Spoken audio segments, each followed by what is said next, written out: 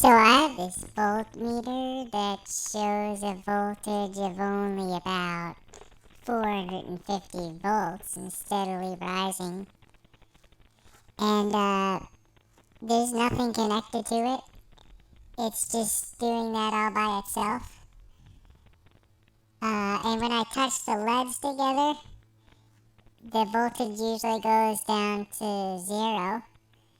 But then it'll keep going back up again afterwards. So I'm just wondering, do I have a haunted house or just a poltergeist? What's causing this? So write down in the comments why my multimeter the voltage keeps going up or changing.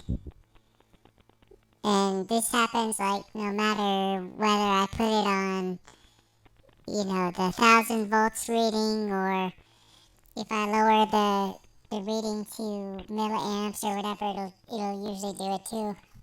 And I can turn it off, turn it back on. If I touch the LEDs together, it usually zeroes the voltage, but it'll start going back up again after. And there's gonna be a part 2 to this. So make sure you subscribe so you don't miss part 2, where I'm gonna power my whole house from this multimeter.